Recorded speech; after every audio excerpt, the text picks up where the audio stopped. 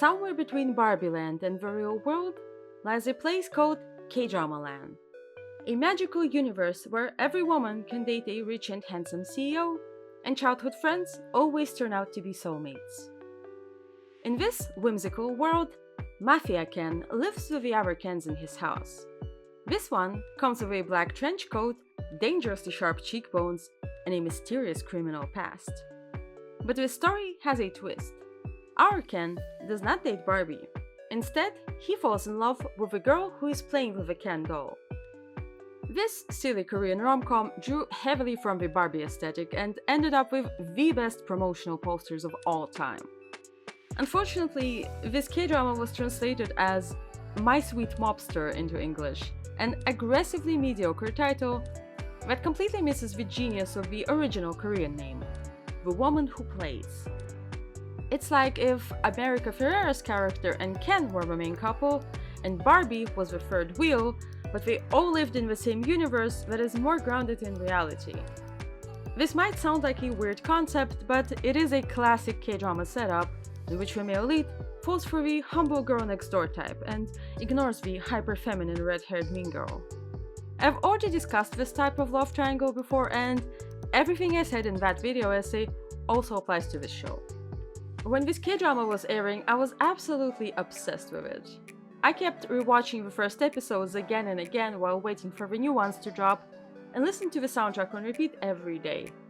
Oh, speaking of soundtracks, if you wonder where I get background music for my videos, the answer is Epidemic Sound. You can support this channel and get a free trial for Epidemic Sound if you use my affiliate link, which you will find in the description. The Woman Who Plays has everything a good romance K-drama needs. A hot introverted CEO who is pining for his childhood best friend, a wholesome found family dynamic, a lot of silly jokes, and, most importantly, serious commentary on an important social issue. You see, this show is actually about reintegrating ex-convicts back into society and the stigma they face after getting out of prison. In this video essay, we're going to analyze this K-drama, discuss unique aspects of the Korean carceral system, and figure out whether the show was able to successfully balance the cute comedic tone with serious critique. On a surface level, this is a classic bad boy meets good girl story. The female lead is a YouTuber making wholesome kids content. She's kind and bubbly, she uses minimal makeup and has curly bangs, because of course she does.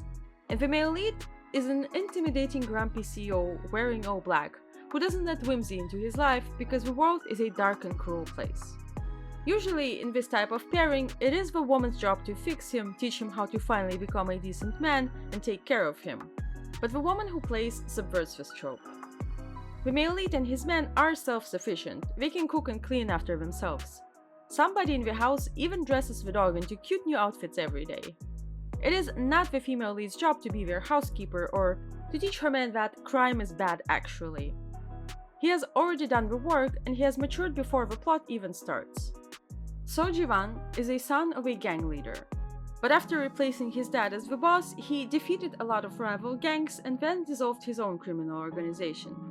Everyone already served time in prison and got a fresh new start in life. The male lead then founded a legitimate and legal business. His meat processing company, Thirsty Deer, is a so-called social enterprise, a type of company in Korea that is both profit-oriented and provides social services or jobs to vulnerable groups. The male lead specifically seeks out and hires people who are getting out of prison to make sure they have a stable income and a fair chance to lead a normal life. In episode 6, the female lead visits the Thirsty Deer factory where she talks with some of the women who work there and hears out their stories. One of them explains that she went to prison for murdering her abusive husband. When she got released after 5 years, she desperately needed work, but nobody wanted to hire her. Finally, the male lead offered her a stable job so she could have a chance to lead a happy and financially sustainable life. Thanks to him, she could afford a place to stay and didn't lose custody of her child. His employees also mentioned that they spent half of their time on education, that presumably he is paying for. So Jivan also goes out of his way to make sure none of his employees turn back to crime, and he even paid off or forgiven debt of several characters in the show. According to a 2012 Korean Institute of Criminology and Justice report, reoffenders accounted for 60% of all criminal cases. This recidivism rate is based on re-imprisonment within 3 years after release. This means that most people who go to prison have been to prison before. 60% is a pretty high number. Imagine the potential impact on crime rates if everyone who served time in prison was able to get a secure job. What the male lead in this K-drama is doing is incredibly valuable to society.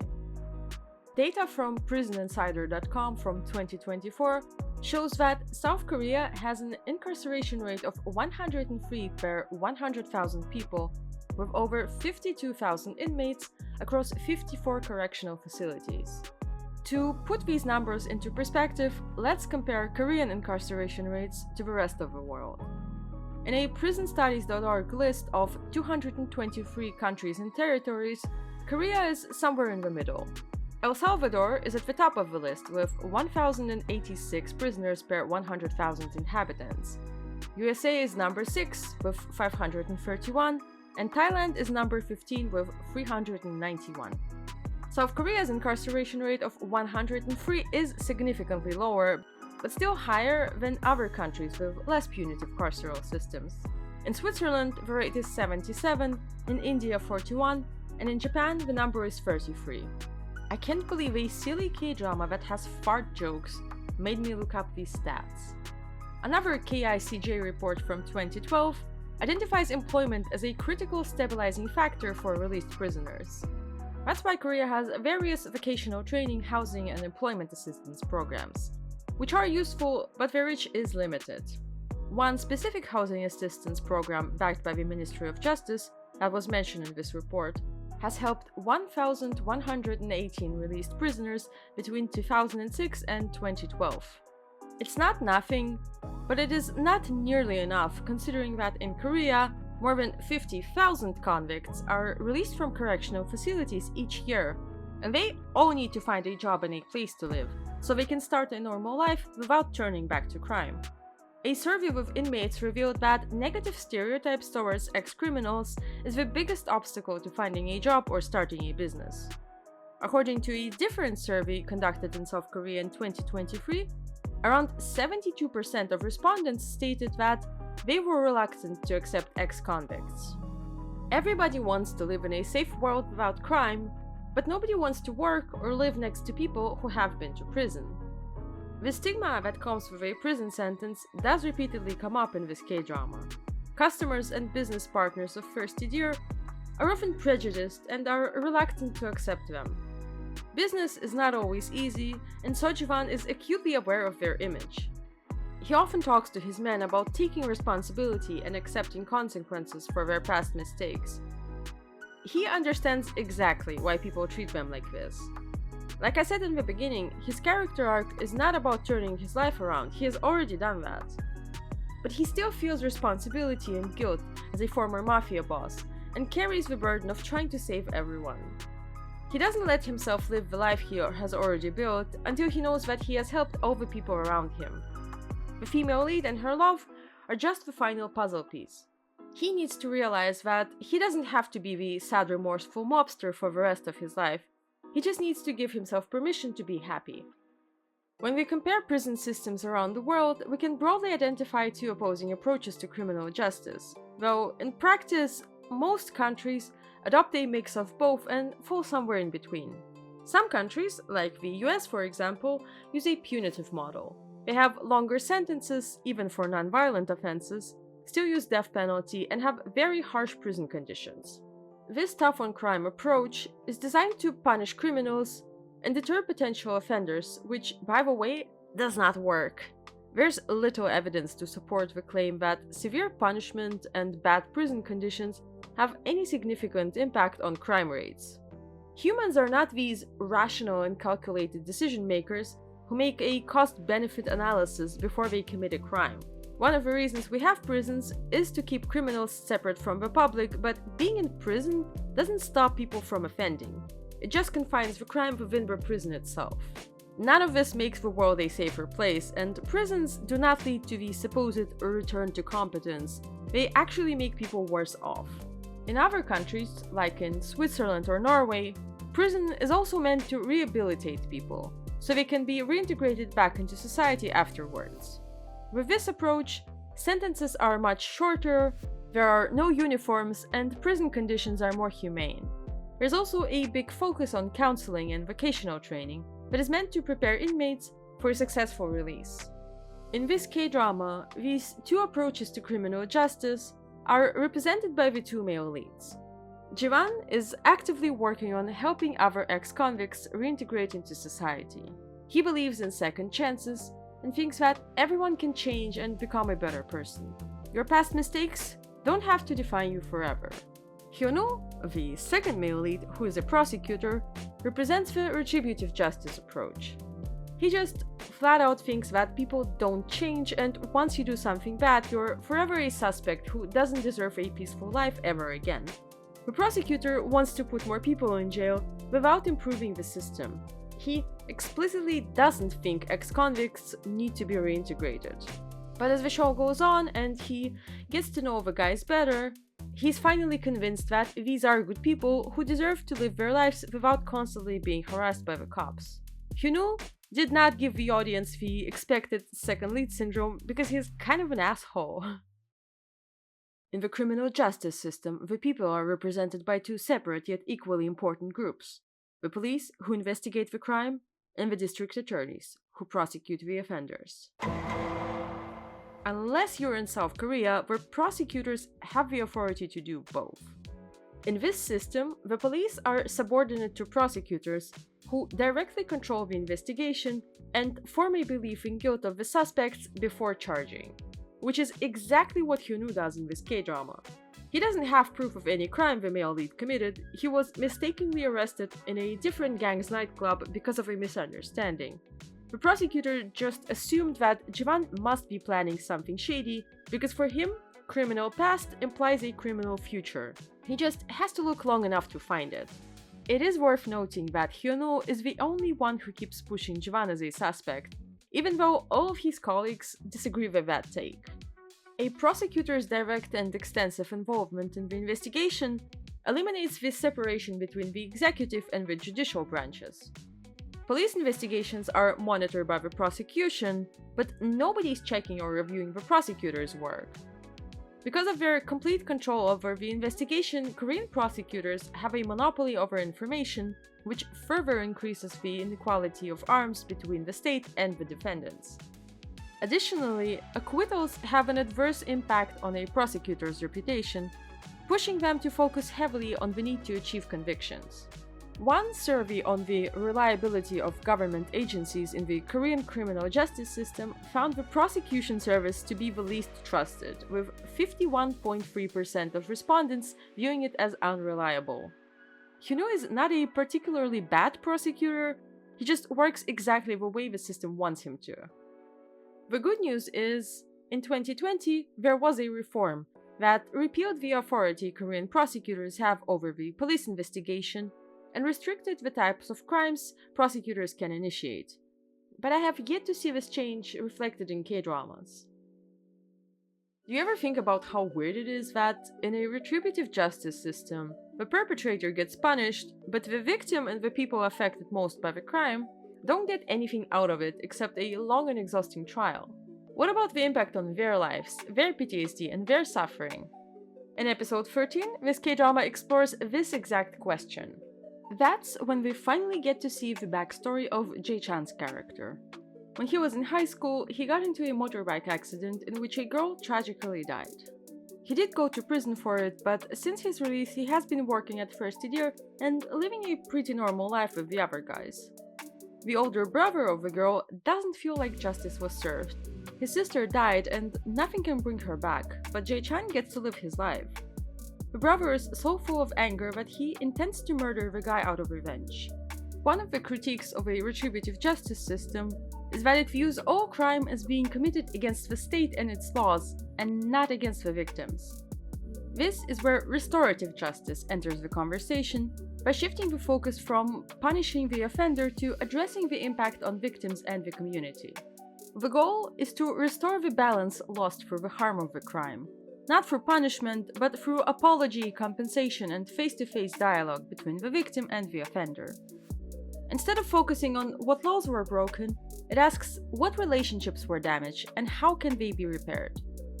Just to clarify, restorative justice approaches are not meant as an alternative to incarceration. They're supposed to be used in conjunction with or parallel to prison sentences. In practice, this can be a direct facilitated face-to-face encounter with adequate preparation and safeguards, of course. This can take a variety of forms. A mediation between victim and offender, a family group conference, or a circle process. A meeting like this provides an opportunity for victims to tell offenders directly the impact of the offense or to ask questions outside of the court setting. It allows offenders to hear the victims out and to understand the effects of their behavior. Jae Chan's character and the victim's family get a mediation scene like this, in which the prosecutor, Jivan, and the lawyer are also present. The heavy conversation doesn't lead to a happy end, but it is cathartic, and everyone gets to express how they feel and how the accident impacted them. But this is a fictional scene in a K-drama. How would the concept of restorative justice be put into practice in the real world outside of K-drama land? This has in fact been tried before in Korea. I highly recommend this paper that discusses 10 cases from Incheon where this was attempted. They all have very different outcomes ranging from successful to pointless. And after reading this report, I feel like the mediation scene in this show is pretty realistic when compared to the real-life cases. This K-drama touches on a lot of very important aspects and problems within the Korean criminal justice system. From the stigma people face after prison, through the difficulties of reintegrating into society, to the ways prosecutors can abuse their power. The audience is supposed to rethink their attitude towards prison and learn not to judge the book by its cover, which is another important lesson of this show. Almost all of the characters in this K-drama had the wrong first impression of each other, but once they take time to get to know the person, they can get rid of their prejudices and preconceived notions. A man with a criminal past can change and become a green flag boyfriend. But the thing is, the male lead is actually not a bad boy. He just has the bad boy aesthetic. But he never does anything bad in the show, in the present or the past. He wears black and everyone is afraid of him, but he's actually very polite and stoic. The prosecutor thinks he's bad and Jivan himself says he's such a bad influence, but if you look at his actions, he's more of a selfless angel helping everyone. He doesn't drink alcohol, doesn't interact with women unless it's for work, he doesn't have any vices. For the majority of the show, I kept wondering whether he actually even went to prison at all. I think he did? What was he in prison for? What was so bad that he did in the past? Or am I being the judgy one here? For all the other characters, their crimes are either not mentioned or are just not that bad. Jae Chan was in an accident, Hong Ki was sold into the gang by his scammer dad, Ryong also had an accident, and Jae-soo went to prison for gambling. This K-drama is asking the audience to critically think about the stigma of going to prison, but it also doesn't want us to think that the good characters have done anything bad. But then, the whole point of the show about reintegration after prison is diluted, because if they never did anything bad, then what is the point of learning from their mistakes? I think this show is afraid of making its own point. Another problem with this K-drama is how binary the concept of good and evil is. These characters have to pick a side, either they're bad guys doing bad stuff because they are evil, or they have to be perfect little sweeties who help children in orphanages with no options in between. Crime itself is also kind of unserious in this show. The rivaling gangs have cutesy names like Kitty Gang and Bulldog Gang. This truly is the silly Barbie Land version of doing crime and going to prison. One of the reasons the story is so vague about the male lead's crimes is that this is an adorable rom-com with a marriage proposal at the end. The female lead suddenly becomes homeless and has to move in with a group of men with a criminal past that she barely knows. But it's not supposed to be dangerous. Characters who think this is a bad idea end up being wrong. She also starts dating a man with a history of violence, so his violence can only be towards unambiguously bad baddies. To really justify that he's a good guy, the show includes a childhood connection trope that establishes a pure and wholesome connection for the couple. They were destined to be together, and she was always safe with him. By the end of the show, it also started repeating the same scenes and didn't have time to resolve plotlines that were already set up. Very Studio Notes coded. What is Jisoo and Jiwan's backstory?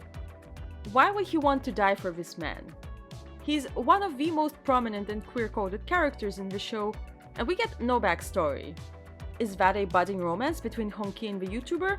Doesn't matter, we don't have time for the subplot, we need another scene of Jiwan sacrificing himself to get the rival gang arrested.